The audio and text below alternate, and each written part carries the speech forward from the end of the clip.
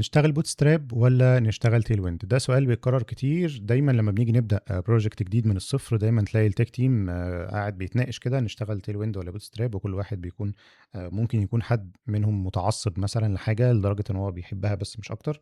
واغلب الفيديوز ممكن تقول لك ده كومبوننت بيزد وده يوتيليتي بيزد وتقف. لا، محتاجين نفهم اكتر، محتاجين نبسط المعلومه، ومحتاجين في فروقات تانية مهمه برضو ممكن يكون ده اهم فرق الجوهري يعني. لكن في فروقات تانية لو واحد منهم انت مش فاهمه ممكن تختار غلط تماما يعني. فهنمشي على شويه فروقات حقيقيه ما بينهم، وكل واحد هنشوفه قدامنا على قد ما نقدر طبعا. الحقيقه ان بوتستراب وتيل ويند الفرق الجوهري بتاعها بيكون في الفلسفه نفسها بتاعتها. يعني ايه؟ يعني بوتستراب هو مكتبة كومبوننتس جاهزة بتدي لك كلاسز جاهزة تستخدمها وعناصر مبنية. يعني كل كلاس هو عنصر مبني ومتصمم، انت بس بتركبه. القرارات التصميمية يعني اتخذت بدالك. تيل ويند يعني مثلا زي ما احنا شايفين كده، باتون داش برايمري هو عمل لك باتون خلاص بالستايل بتاعه بالهوفر بتاعه افكت والكلام ده كله. تيل ويند هو يوتيليتي كلاسز، يعني كلاسز لكل حاجة. كل سي اس اس بروبرتي عامل لك ليها كلاس. تمام.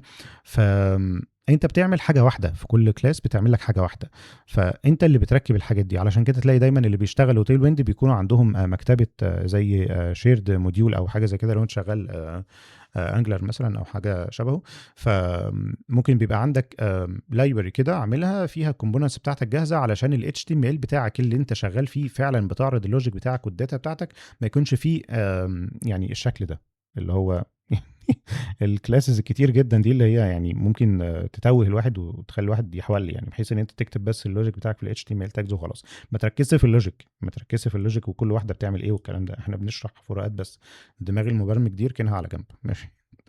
طيب زي ما قلنا الفرق ما بين الاثنين في حته برضو، الفرق ده هنبقى نقولها في اخر الفيديو. الفرق التاني هو الريسبونسيف بتاع بوتستراب. الفلسفه بتاعته مختلفه عن تيل ويند. بوتستراب بيعمل لك جريد سيستم، يعني بيقسم لك الصفحه ل 12 عمود.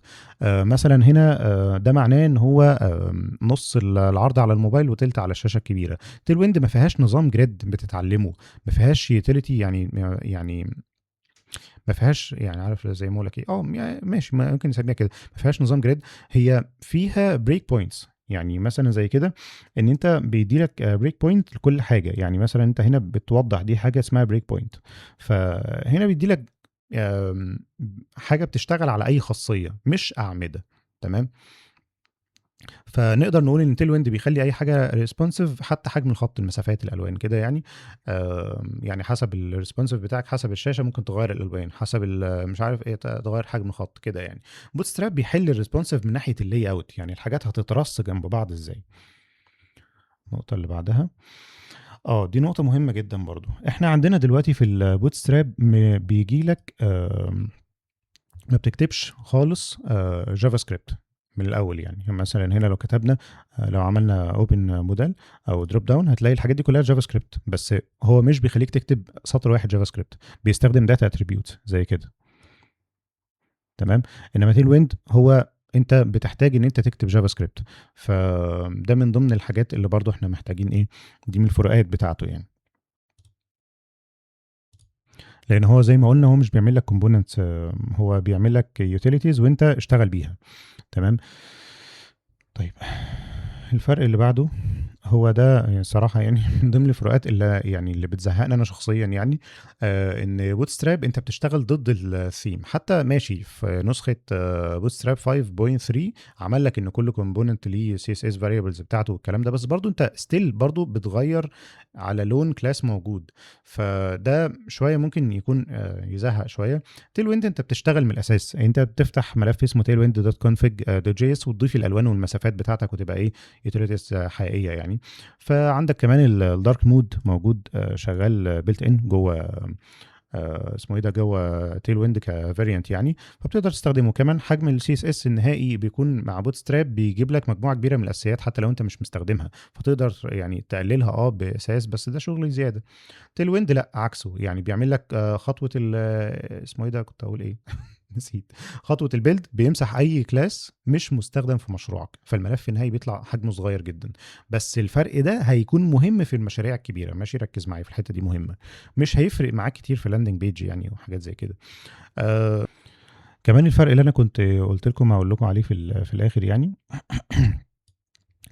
إن إحنا عندنا في bootstrap لو عايز 10 buttons مثلًا، بتكتب بس button وbutton primary وتكتب الألوان بتاعتك زي ما أنت عاوز، 10 مرات قصيّرة ومفهومة عادي. في tailwind لأ، بتكرر يعني هنا بنكتب classes كتير جنب بعض، لو فزي ما كنت باقول لك يعني هتحولي يعني ممكن لو أنت عشان تبُص في حاجة أو كده هتلاقي الملف عندك كبير أوي يعني، فالحل إن أنت بتستخرج component معيّن وتعمله كreusable component. طبعًا ده الreusable component ليه استخدامات تانية، لكن خلّينا نركّز بس في الفروقات ما بين الاتنين ماشي.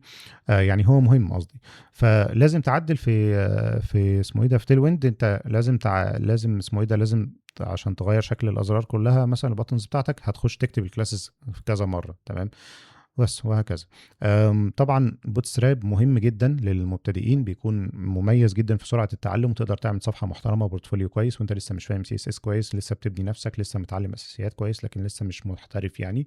tailwind محتاج إنّك تكون فاهم CSS كويس جدًا، لإنه في الآخر هي أسماء الclasses هي property CSS، يعني لو أنت مش عارف يعني إيه flex مثلًا أو padding مش هيساعدك تمام.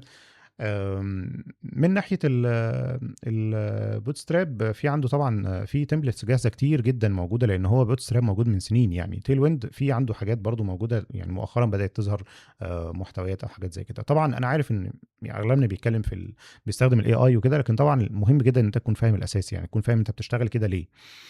فلو أنت عايز تبني بسرعة، الفريق بتاعك فيه ناس مش قوية في الCSS أو محتاج تفاعلات جاهزة مثلًا زي models أو حاجات زي كده، من غير ما تكتب JavaScript أو بتشتغل على dashboard مثلًا التصميم فيها مش أولوية بالنسبة لك، اختار Bootstrap. اختار Tailwind لو أنت عايز حاجة مميزة وعندك أساس CSS كويس وشغال بframework كويسة مثلًا، وبتبني منتج هيكبر محتاج تحكُّم كامل أو حاجة زي كده.